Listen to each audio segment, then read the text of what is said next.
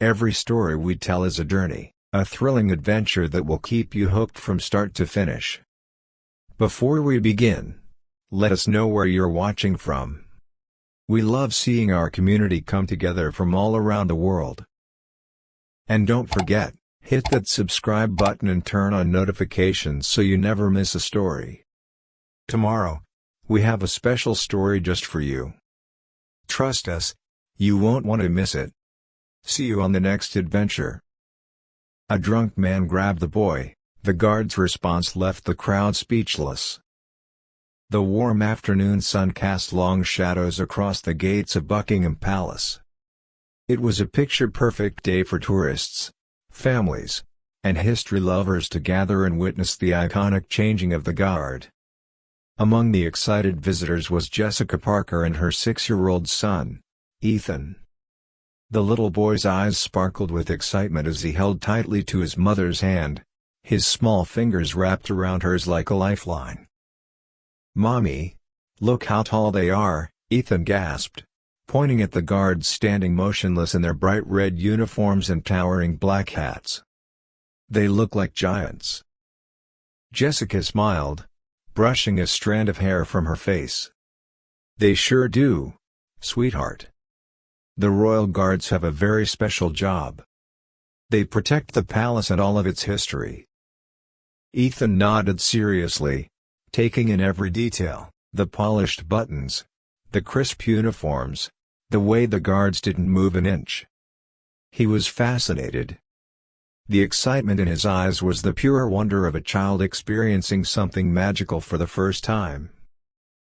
But as they stood near the front of the crowd, the energy around them began to shift. More people arrived, pressing forward in anticipation. Tour buses unloaded groups of eager visitors, cameras in hand, all trying to secure the best view. The air filled with chatter, footsteps, and the distant sound of tour guides explaining the history of the palace. Jessica felt the shift before she saw it. The calm atmosphere was now buzzing with movement. She tightened her grip on Ethan's hand. "Stay close to me, honey. It's getting crowded." Ethan, still mesmerized by the scene, didn't sense the danger. "Don't worry, Mommy," he reassured her. "I won't let go." But crowds have a force of their own, a movement that's impossible to fight once it begins. Without warning, a surge of people pushed forward. Someone bumped into Jessica's shoulder, another brushed past Ethan. The force of bodies moving in unison became overwhelming. Jessica gripped her son's hand tighter, but for just a second, someone pushed between them. A single second was all it took. "Mommy," Ethan's voice cracked with fear as his small fingers slipped from her grasp. And just like that, he was gone. Jessica's heart pounded as she spun around, her eyes scanning the sea of people. Ethan was gone. The once thrilling energy of the crowd had turned into something chaotic, something unmanageable. Bodies moved like waves in every direction, tourists shuffled forward, phones held high, and voices overlapped in a blur of sound. Jessica's breath caught in her throat. "Ethan," she cried, her voice strained with panic. She pushed through the crowd, desperate to catch a glimpse of his blue hoodie. "Ethan, where are you?"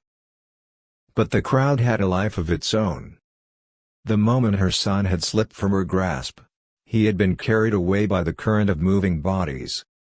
She could hear laughter, conversation, the excited voices of tour guides, but not her son. Jessica's pulse raced. "Stay calm. Think." She had told Ethan what to do if he ever got lost: stay in one place, find a safe adult, look for someone in uniform. But he was just 6. Would he remember? Would he be too scared to think? Meanwhile, Ethan was struggling against the tide of strangers, his small frame lost among taller bodies. Everywhere he turned, people were moving, pushing, talking, unaware of the frightened little boy trying to find his way back. "Mommy?" His voice wavered, barely more than a whisper in the overwhelming noise. Tears welled in his eyes. He turned in circles, searching for the one face he knew, the one voice he needed to hear. But nothing was familiar. The palace, which had seemed so magical just moments ago, now felt enormous and terrifying. Then, through his tears, he saw something, a flash of red standing perfectly still amid the chaos. It was one of the palace guards. Ethan blinked, remembering what his mother had said. The royal guards protect everything important. If they protected the palace, maybe, just maybe, they could protect him too. Determined, he pushed forward, dodging legs, weaving through groups of tourists, his breath coming in fast, uneven gasps. He wasn't sure if he was allowed to approach the guard, but he had no other choice. Jessica, still searching frantically, called out again, her voice breaking. "Please. Has anyone seen a little boy? He's wearing a blue hoodie. He's only 6. No one answered. No one stopped. And Ethan, his heart pounding, his vision blurred with tears, kept moving toward the one thing that still seemed safe, the towering, motionless figure in red. Ethan's breath came in short, quick gasps as he weaved his way through the shifting crowd. His heart pounded in his chest, his tiny legs struggling to keep moving. Just a little further. The guard was right there, tall, unmoving, his red uniform a beacon of safety in the chaos. If he could just reach him, maybe everything would be okay. But before he could take another step, a shadow fell over him. "Oi! What do we have here?" a rough voice slurred from behind. Ethan froze. A large man, reeking of alcohol, loomed over him. His bloodshot eyes scanned the small boy with an unsettling smirk. "Lost, are ya, little mate?" The man's words were slow, his breath thick with liquor. "Come on. I'll help you find your mom." Ethan's stomach twisted. Something about the way the man spoke, the way he looked at him, made him want to run. This wasn't right. His mother's voice echoed in his mind. "If you ever feel unsafe, get away. Find help." I'm okay," Ethan stammered, trying to back away. "I'm looking for the guard." The man chuckled, a sound that sent shivers down Ethan's spine. "Nah. Those guards don't do nothing. They just stand there, all fancy-like.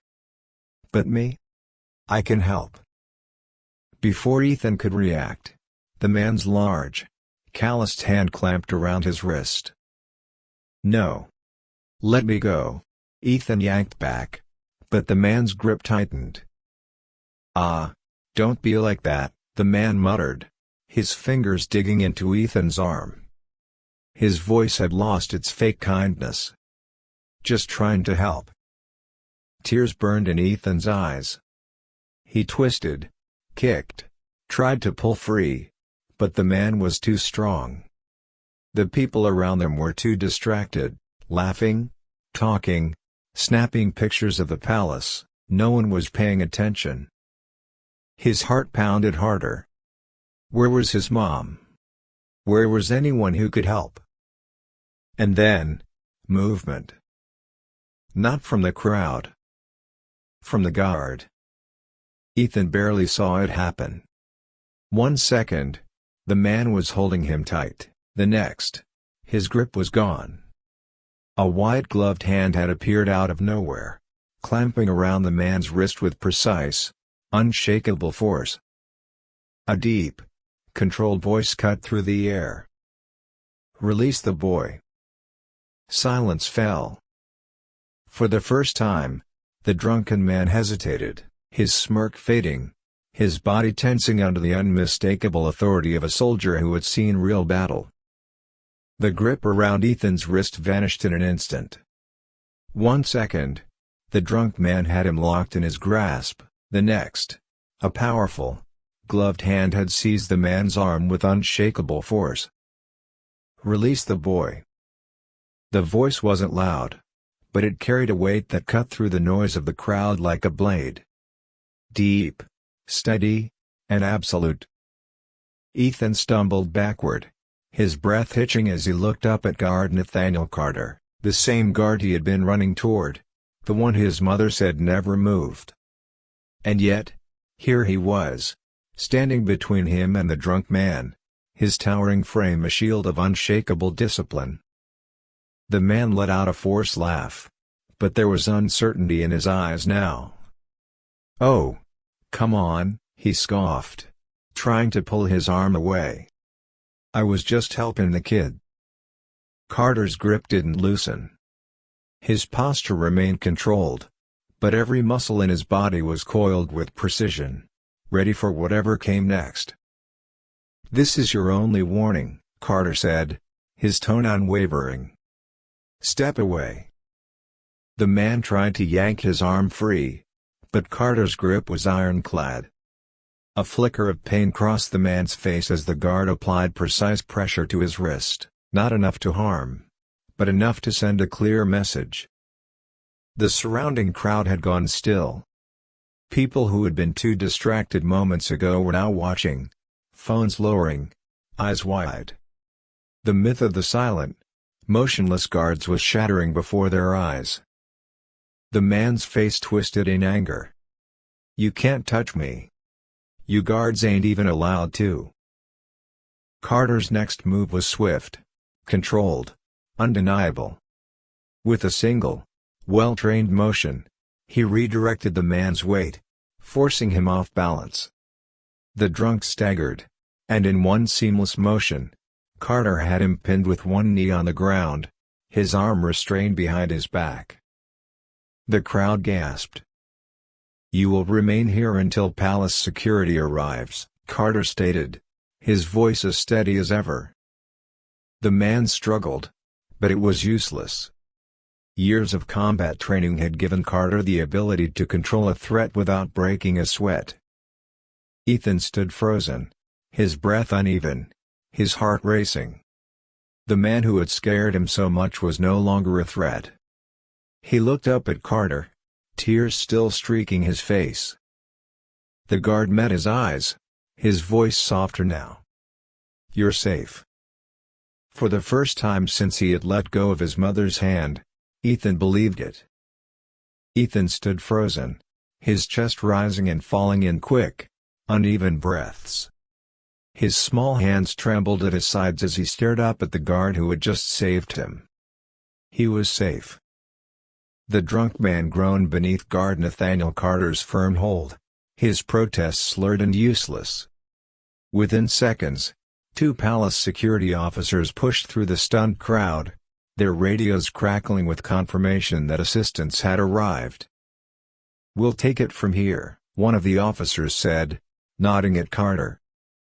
With precise control, Carter released the man into their custody. The moment the drunk was pulled to his feet, his bravado vanished.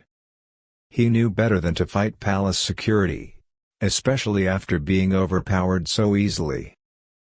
Carter, now free from the confrontation, turned to Ethan. The boy was still shaking, his face streaked with tears, but he wasn't afraid anymore. "Are you hurt?" Carter asked, his deep voice steady but softer now.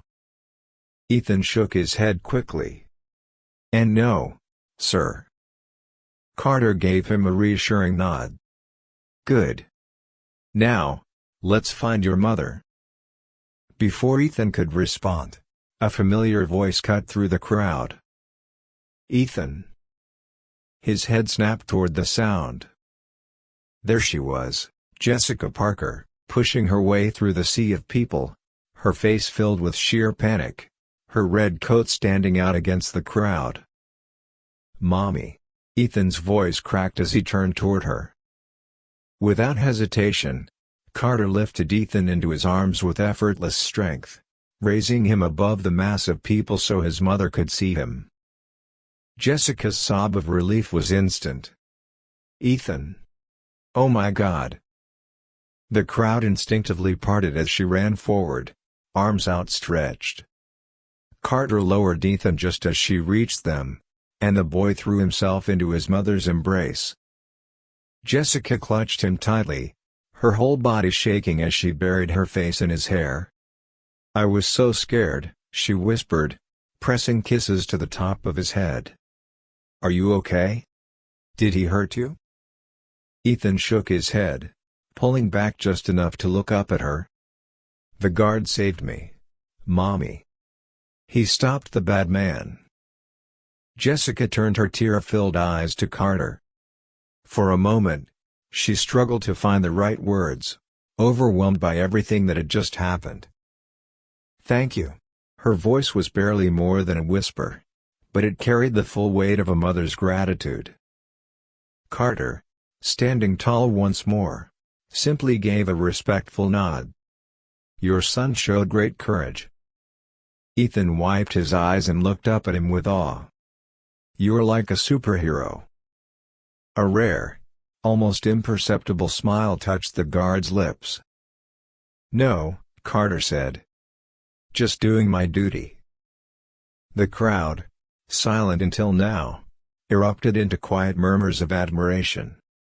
They had come expecting to see a ceremonial guard, a symbol of tradition and discipline.